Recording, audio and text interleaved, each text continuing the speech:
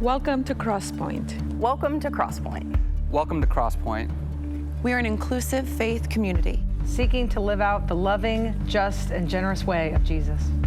We are participants in a long tradition that's less concerned with doctrines and dogma that demand total agreement, but a life to be lived, enjoyed, and given away to others.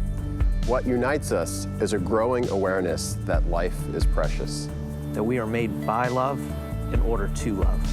This community is comprised of and affirms the entire human family. Regardless of race, age, creed, physical abilities, marital or economic status, gender identity, or sexual orientation. So, if you're curious and have come to see, if you are tired and have come to rest, if you are grateful and have come to share, if you are wounded and have come to heal, if you're joyful and have come to celebrate, if you are uprooted and have come to belong, welcome home. Welcome home. Welcome home. Welcome home.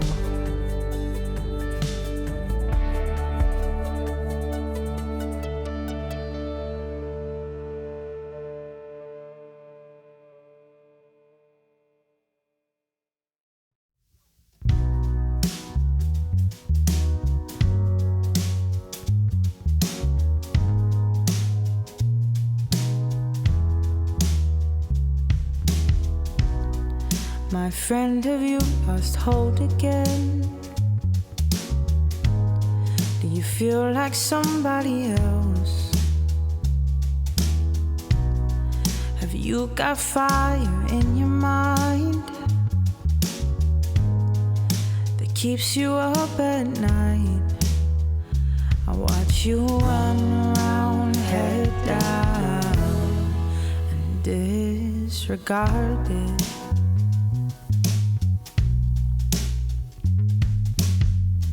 See you running from your shadow. How can I ask you please to stay? You can run till you've got nothing left, but we'll still end up face to face.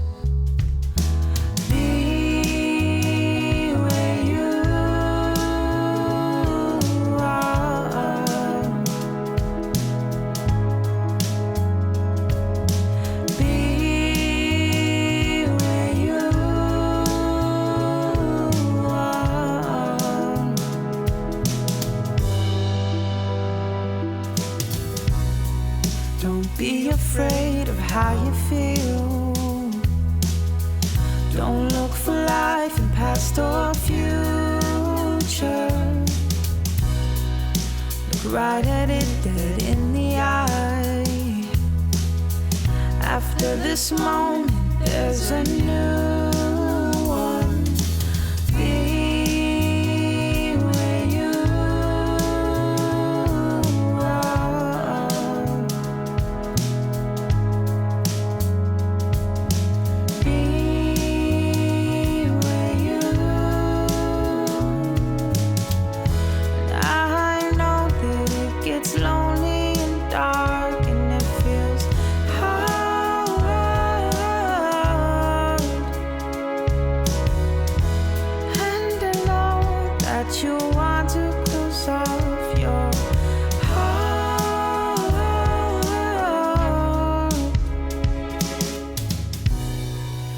You've been using all this noise to avoid meeting your mess. You don't have to work so hard. Just stop and take a breath and be where you are.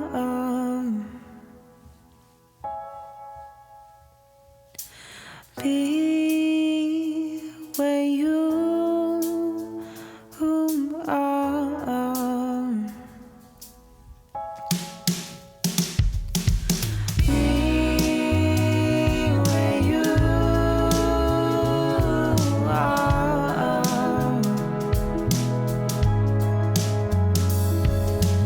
Be where you are.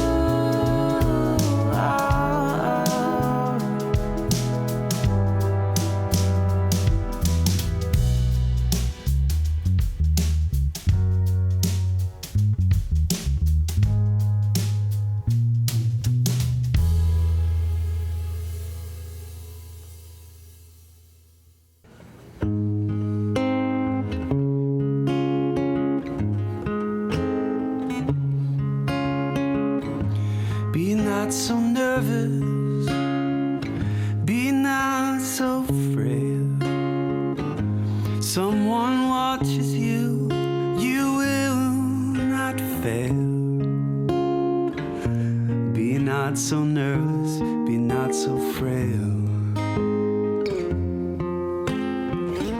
Be not so nervous, be not so frail. Be not so sorry for what you've done. You must forget them now, it's done. And when you wake up, you will find that you can run. Be not so sorry for what you've done. Be not so fearful, be not so pale. Someone watches you, you will not leave the rails. Be not so fearful, be not so pale. Be not so fearful, be not so pale.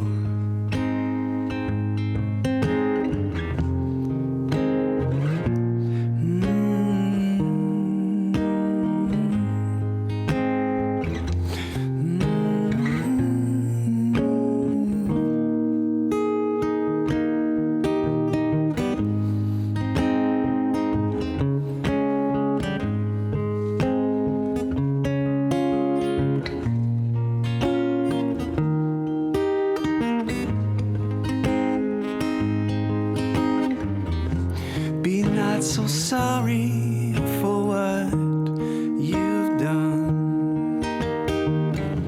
You must forget them now, it's done. And when you wake up, you will find that you can run. Be not so sorry for what you've done. Not so sorry for what you've done.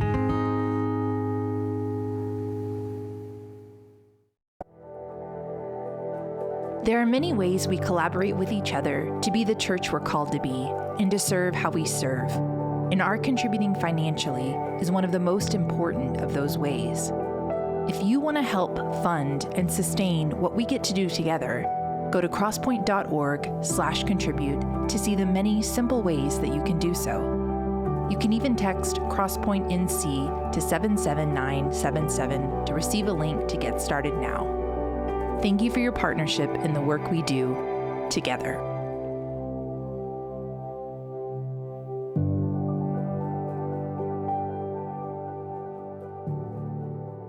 Hey, Crosspointe. I read a post recently, I believe it was from the Reverend Dr. Will Gaffney, that said something to the effect of, I woke up this New Year's Day full of hope and joy and love and optimism and pettiness. I couldn't have said it better myself. And honestly, feeling petty is not actually what I feel bad about. I feel more shame in my audacity to feel and want to feel things like hope and joy with everything that's going on in the world and around me and in my own life. Hope and joy can feel either like life preservers or treason. So the Apostle Paul, a major writer of the Christian New Testament, had a thing for hope and joy.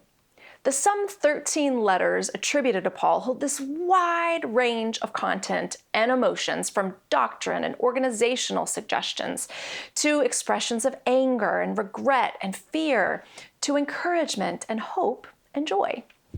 In one letter Paul wrote to the church in the ancient city of Corinth, he listed some of the horrors he'd experienced in his life: lashings, stonings, 3 shipwrecks, beatings, deaths of loved ones, bandits, hunger, harassment, imprisonment. Paul shared this list of nightmare experiences with the Corinthian congregation in between paragraphs of telling them off for their ingratitude and bad behavior.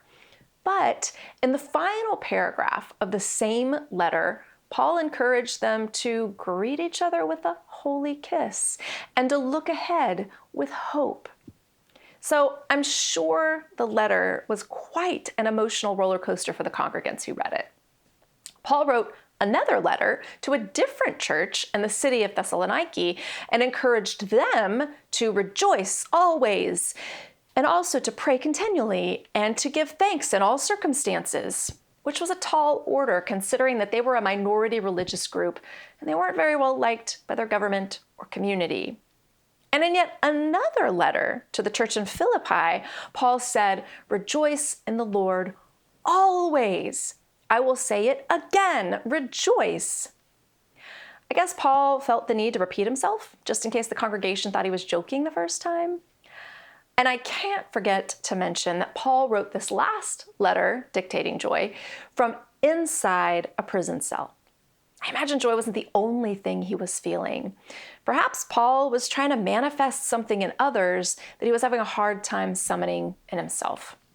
Or maybe he was truly joyful and he wanted everyone to know that joy and hope aren't situational. So if Paul were on social media today, I imagine his posts might be similar to that of Reverend Gaffney's, full of hope and joy and all their contraries. How can all of these things exist simultaneously? When my husband and I had our first child, a wizened friend told us, "Congratulations, you will never again feel one emotion at a time." Well, it took me a while to grasp what they meant. They were absolutely right. It had probably been true before, but I'd never noticed. There are endless combinations of simultaneous emotions. Take pride and fear, or love and dread, for example. When my children learned to ride their bikes, I was at once incredibly proud of their achievements and also fearful of all the ways that they could be maimed by the use of that remarkable invention. When my oldest child got her driver's license, well, let's just say I had many more than just two emotions. And I think this idea holds true not only for parents, but really for anyone who has ever invested themselves in another human being. Relationships hold both risk and reward. It counts for yourself too. There's happiness and pain, hope and joy, and pettiness. Multiple things can be true at the same time. And history is full of examples of this. Did you know that the last French guillotine execution happened a day before the game system Atari was released? It also happens to be the same year that the first Star Wars came out. And for those of you frantically Googling, that was in 1977. The blockbuster Disney film Frozen, let it go, let it go, it was released in 2013. And that was the same year that Mississippi officially abolished slavery. 2013, over 390 years after the first enslaved Africans were brought to American soil. On August 6, 1945, the United States dropped the atomic bomb. That same year, Mattel Toys was founded. And just for reference, this is the company that makes Barbie and Hot Wheels and Uno. It was the same year that Bic pens were invented, and it was the same year musician Bob Marley was born. So most of us would probably not likely associate these things: guillotines and Atari and Luke Skywalker, and Frozen and human enslavement, World War II and kids' toys, mass destruction with writing utensils, and reggae. And yet they all lived together. We could probably categorize each of them as either casting a shadow or providing a light. And we could probably generally agree that all of them changed our world. It's possible for pain and promise to live together. Paul did not apologize for feeling joy or hope, nor for hating his hardships. Paul knew that the fledgling Christian communities he wrote to lived difficult lives. He knew their choice to follow Jesus didn't make that any easier. He acknowledged that. But he also didn't apologize for encouraging them to find a little hope and joy for themselves. So even if we don't come from much of a religious background, most of us watching today have probably heard of the 23rd Psalms. It's one of the most popular psalms. It's read and recited at all manner of services and printed on all manner of merchandise. Now, at Crosspointe, we don't often use the New King James Version of the Bible, but that's actually one of the most familiar versions of the 23rd Psalm.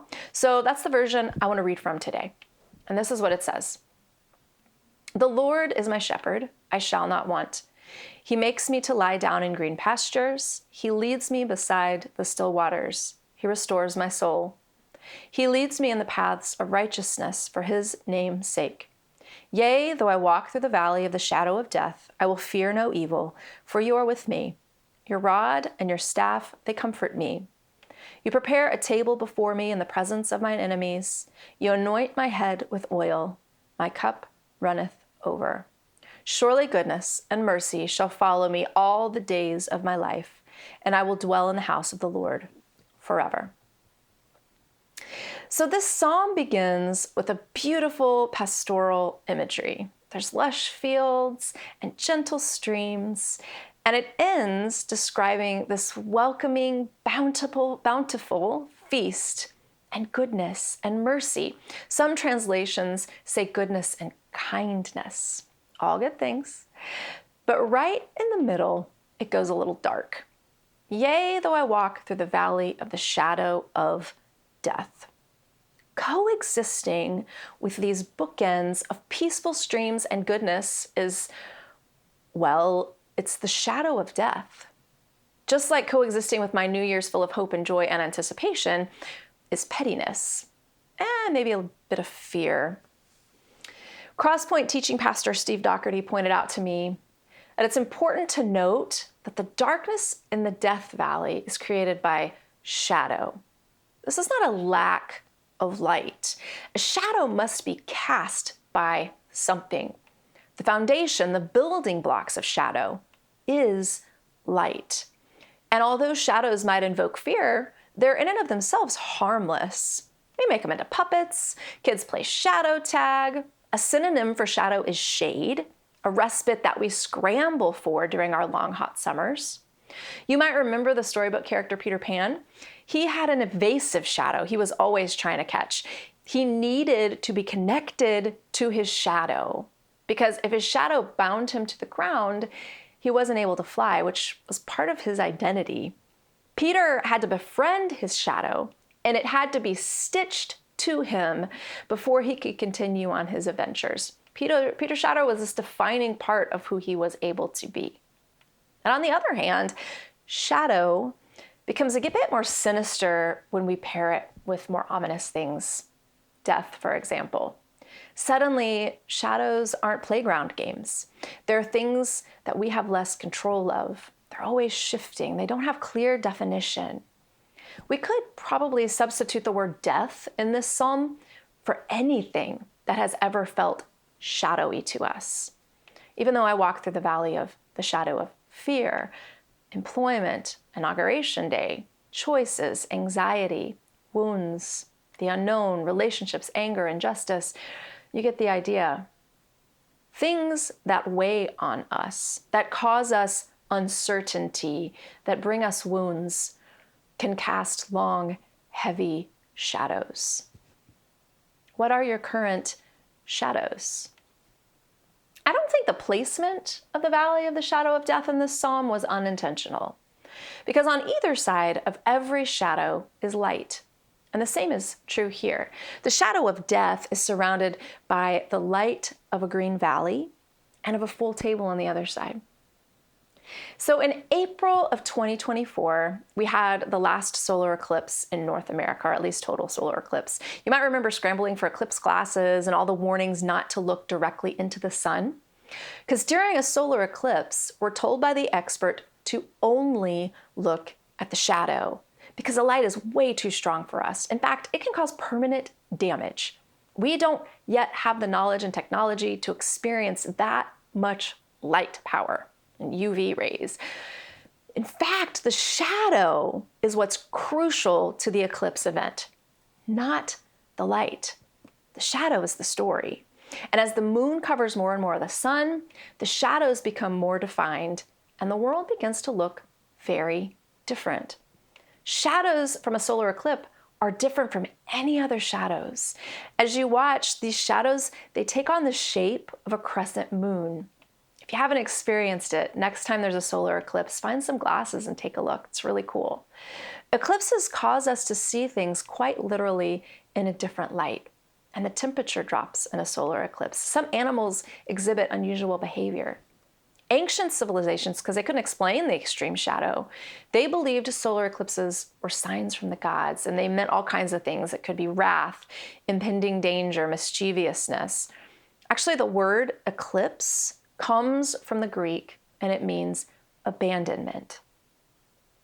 Because shadows can feel like that sometimes, especially when they block our view of everything else. Our shadows can make us feel very isolated and alone. But rest assured, everyone has them. It's a universal experience. Psalm 23 was written in habitual present tense, meaning that things are happening and are going to continue happening all at the same time. The pastures, the valley, the feast, etc., they are current and ongoing. They are happening and also will happen. God is and will perpetually be a shepherd. God is and will perpetually anoint and prepare and restore. God won't stop doing so. This is the habitual present tense. The valley of shadows is an ongoing and recurring visit. The psalmist has on permanent walking shoes, if you notice. They tell us they are walking through the shadowed valley of death, but they haven't pitched their tent in it. We don't know how big or dark the shadow in their valley is, or if maybe they stop for some photos or coffee or a good cry. We might not know how long it takes them to walk through it, but we know that there is movement. They are walking through the valley. They might also come back to it. It's a journey. It's habitual present.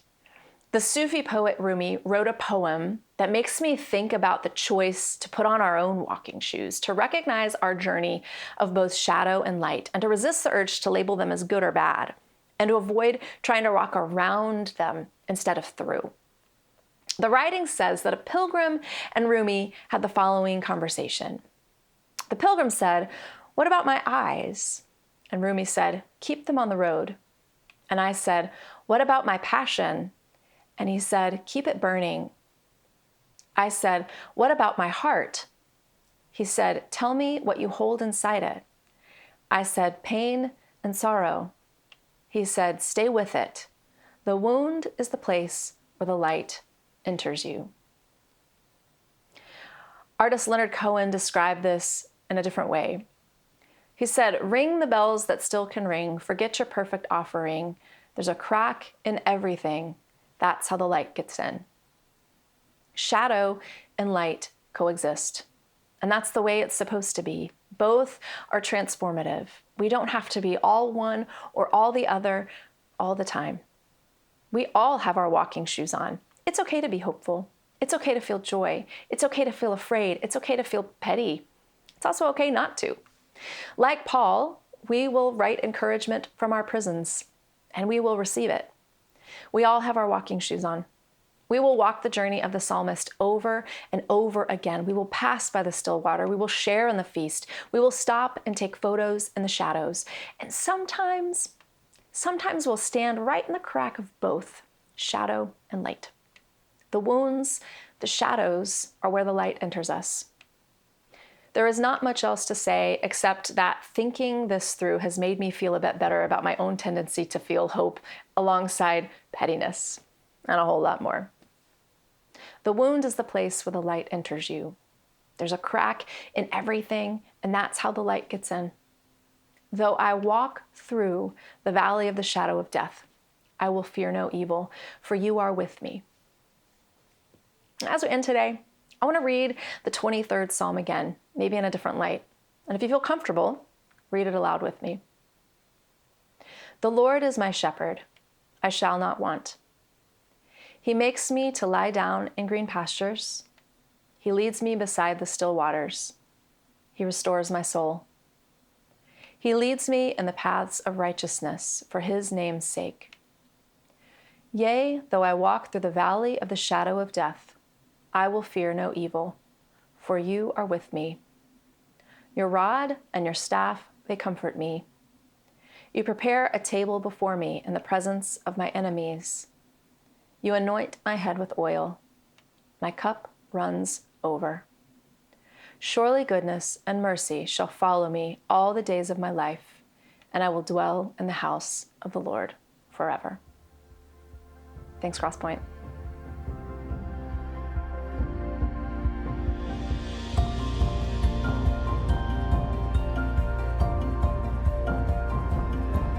If you would like to know more or get connected to Crosspointe, go to crosspoint.org. If you're in need of care or assistance, go to crosspoint.org/care. And welcome home.